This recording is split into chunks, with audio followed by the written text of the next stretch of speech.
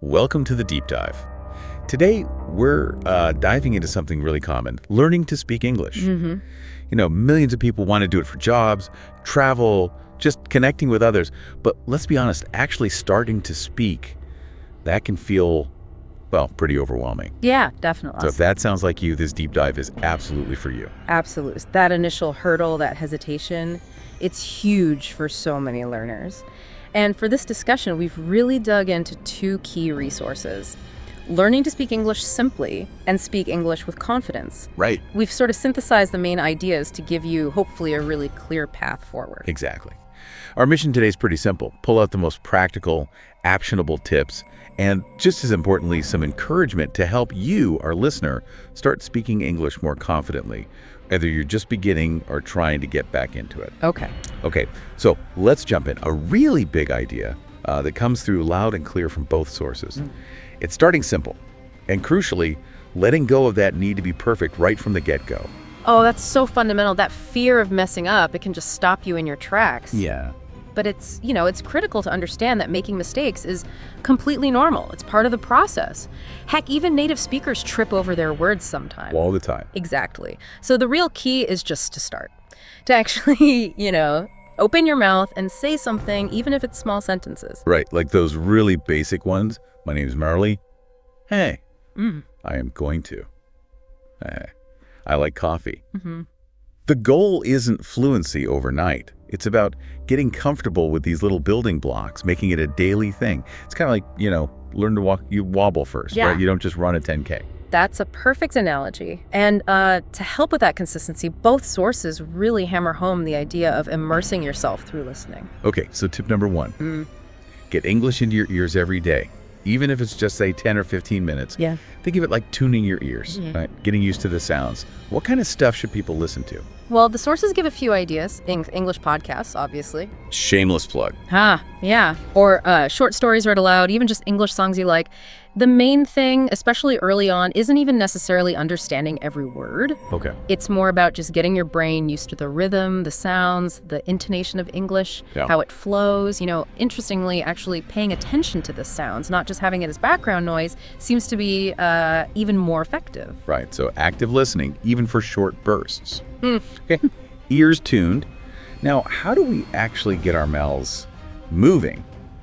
That leads to tip 2, which is tackling that fear head on by speaking regularly. This is a big sticking point for lots of people. It really is. That fear of sounding silly or getting it wrong, it's totally natural. But the only way through it really is practice. And one technique they suggest, which might sound a bit weird, but is actually quite effective, is talking to yourself in the mirror even. It's like a zero pressure practice zone. No one's listening, no one's judging. Right. You can just experiment. Yeah, it feels a bit awkward maybe the first time, But it works. You can practice those simple phrases we mentioned.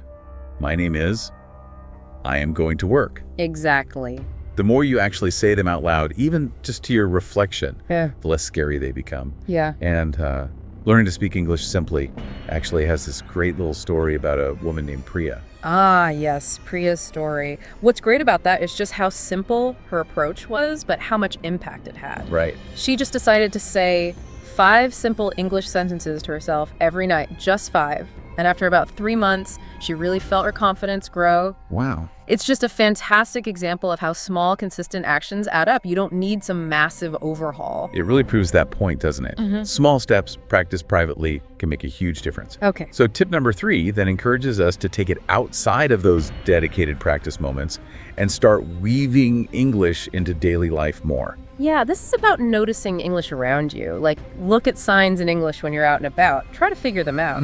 Or if you like watching movies or cartoons, maybe try putting the English audio on. You could keep subtitles in your own language at first, perhaps. Good idea. The idea is just to make it part of your routine, make it feel less like study time and more like, just interacting with the language in a fun, low-pressure way, seeing those learning chances everywhere. That makes total sense. Yeah. Okay, so we're listening, we're talking to ourselves, we're noticing English out in the world. Tip number 4 gets into something really, really crucial for fluency. Trying to shift your thinking into English. Yes, this is a big one. Because constantly translating in your head from your native language It's exhausting, first of all. Right. And it really slows down your speaking. So the sources suggest a really practical little exercise. As you're doing things in the morning, brushing your teeth, making breakfast, try to think the phrase in English. Maybe even say it quietly. I am brushing my teeth. I am eating breakfast. It sounds almost too simple, but I get the logic. You're trying to connect the action directly to the English phrase, right? Skipping that mental detour through your first language. Exactly that. You're building those direct pathways in your brain. Yeah. Concept to English word, action to English phrase. It definitely takes practice, conscious effort at first. Sure. But over time, it helps make thinking in English feel more automatic, less like a translation chore. Okay, so our next tip, number 5, kind of circles back to reinforce that solo speaking practice. Right. We mentioned the mirror, but tip 5 suggests maybe dedicating a slightly longer chunk of time, say just 2 minutes a day, to talk out loud by yourself about simple stuff, your day, your family, what you're doing this weekend, whatever. And the beauty of this, again, is zero pressure. Nobody's watching. You can pause, you can correct yourself, you can stumble. It doesn't matter. It's your safe space to just practice producing the language and build that comfort. Okay. Building comfort alone. Then tip number 6 encourages taking that practice. Well, public. Starting to actually engage in conversations. Yeah, this can feel like a big leap, definitely, but it's essential for really making progress. So how do you start? Well, the sources suggest things like watching English movies, listening to podcasts like this one, Right. but also more actively, maybe finding a friend, someone who's also learning, or maybe a native speaker if you know one, and just suggesting short, dedicated practice times. Even saying, hey, can we try to chat in English for just 10 minutes a day? That's simple ask. Yeah. Taking that step, finding even one person for just a short time, it makes a huge difference. It moves you from practice mode into actually using the language, even in a safe space. That's where you really start to see what sticks and what needs more work. Okay, makes sense. Now, obviously, speaking requires words. So tip number 7 tackles vocabulary, but in a pretty manageable way. Yeah, this is good advice. Instead of trying to cram like huge lists of words from a dictionary, Which never works. right, it doesn't stick. They suggest focusing on just a few new words each day, maybe 5, something achievable. But, and this is the crucial part, don't just memorize the word, use it. Put it in a sentence immediately. That's what helps lock it in and understand how it actually works. It's active learning, not just passive memorizing. Gotcha.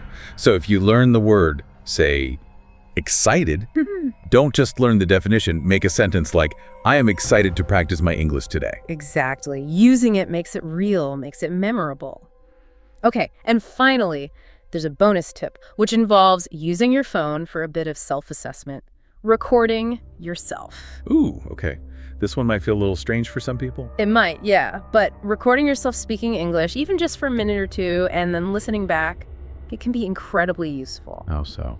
Well, you often hear things you don't notice while you're speaking, maybe pronunciation quirks or places where you hesitate a lot. Right, you get that objective feedback. Exactly. And it also gives you a baseline. You can listen back later, weeks or months down the line, and actually hear your progress.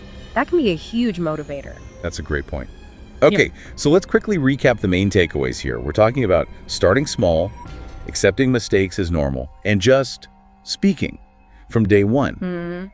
Then immersing yourself by listening, tackling the fear by practicing regularly, even if it's just talking to yourself. Right. And weaving English into your daily life, trying to shift your thinking into English. Dedicating that solo speaking time, finding ways to have real, even short conversations. Building vocabulary slowly but surely by using new words. And maybe using recordings to check your progress. It all boils down to practice, doesn't it? It really does. It's so important to remember, speaking English well isn't some magic talent you're born with. It's a skill.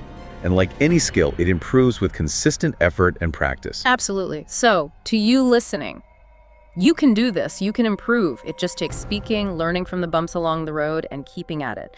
Don't let that fear of not being perfect stop you from starting or from continuing. And maybe that leads to a final thought for you to consider. We've talked about quite a few simple, practical steps today. Looking at them, which one, maybe just 1 or 2, feels like something you could realistically start doing, like today or tomorrow? What small step can you commit to right now to start building that confidence?